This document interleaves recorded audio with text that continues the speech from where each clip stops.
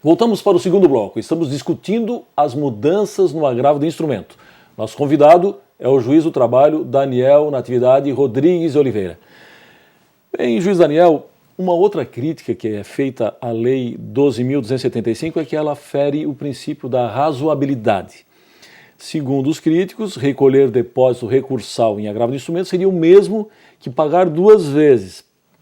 E pagar duas vezes para se obter o único julgamento, ou seja, o julgamento do recurso que ficou trancado na origem. Essa crítica, na sua opinião, faz sentido? Não, essa crítica não faz sentido, porque a gente tem que entender que a finalidade do depósito recursal é garantir o futuro pagamento da dívida. Então não se paga duas vezes para obter um único julgamento por parte do tribunal.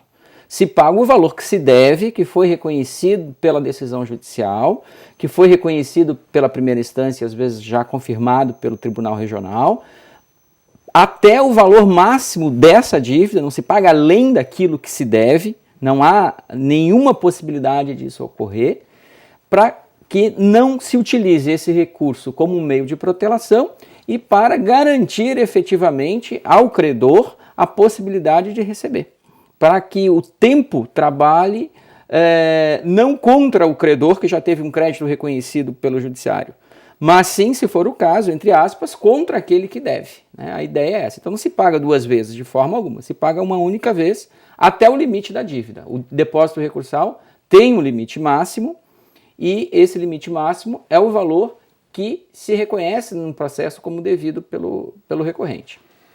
E para se interpor o agravo de instrumento para o Supremo Tribunal Federal, também é necessário fazer o depósito recursal?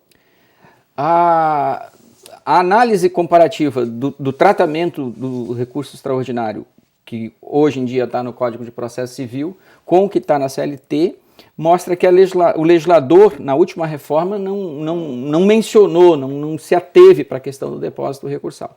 A questão continua dentro dos processos da Justiça do Trabalho, que envolvem questões trabalhistas, dentro do que consta da CLT. E a CLT menciona expressamente que no recurso trabalhista, no recurso extraordinário de causas trabalhistas, há necessidade de depósito recursal e o TST tem reiteradamente divulgado o valor do teto máximo de recolhimento do depósito recursal, incluindo, dentre eles, cumprindo o que a legislação trabalhista menciona, o recurso extraordinário. Bem, quando a lei foi sancionada, ela chegou até ser mal interpretada no começo, a ponto de receber algumas críticas, no sentido de que poderia o depósito recursal dificultar a interposição pelo trabalhador do agravo de instrumento. Eu gostaria que o senhor nos explicasse por que essa crítica não faz nenhum sentido. A lei, de certa forma, é omissa e o Tribunal Superior do Trabalho, por meio de uma instrução normativa número 3, analisando as situações que mereciam uma abordagem mais clara, menciona lá no finalzinho da instrução normativa que o beneficiário da assistência judiciária gratuita fica dispensado de fazer o depósito recursal, tal como outros entes da administração pública ou a massa falida, são dispensados de fazer o depósito recursal. Então, se o trabalhador vier a ser condenado ao pagamento de algum valor em pecúnia e for beneficiário da assistência judiciária gratuita, o que acontece para quem ganha até 2 salários mínimos ou para quem ganha um pouco mais do que isso e declare a sua hipossuficiência no processo, ele estará isento de fazer o depósito recursal. Sem embargo de entendimento doutrinário no sentido de que o depósito recursal seria devido apenas pelo empregador condenado. Não há na lei uma referência expressa nesse sentido. Há então quem entenda que o trabalhador, se condenado, também teria que fazer o depósito recursal. Todavia, não terá que fazê-lo se for beneficiário da assistência judiciária gratuita. Então, para o trabalhador necessitado, a alteração legal não produziu qualquer efeito. Tá certo, bem, a súmula vinculante número 21 do Supremo Tribunal Federal determinou que é inconstitucional exigir depósito prévio para admissibilidade de recurso administrativo.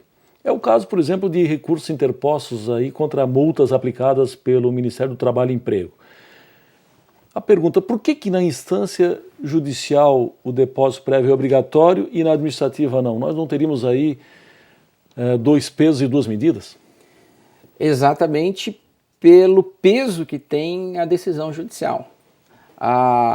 O último recurso do cidadão para ver reconhecido o seu direito é o caminho da ação judicial. Dali para diante ele não vai ter nada mais, ele vai ter o posicionamento definitivo sobre é devido ou não é devido aquilo que me estão cobrando. Na esfera administrativa, não. Na esfera administrativa ainda restará para ele a discussão judicial. Então, na esfera administrativa, digamos, o reconhecimento da dívida é, entre aspas, provisório. Na esfera judicial, ele é praticamente definitivo. Pode carecer de uma confirmação por parte do tribunal, mas, em tese, ele vai ser devedor efetivamente daquela verba. Então, judicialmente, é plenamente justificável que se exija o depósito recursal como meio de garantir o pagamento da dívida. No caso, a credora daí, no caso, seria a União. No âmbito administrativo, exatamente por não se ter essa certeza, embora o ato administrativo seja dotado de algumas presunções legais que favorecem a interpretação em favor do fisco, não é ainda uma questão definitiva, ainda não foi analisada por um juiz, não se garantiu de modo um pouco mais amplo e efetivo o exercício do direito de defesa. Então, há diferentes situações que justificam diferentes formas de tratamento por parte da lei.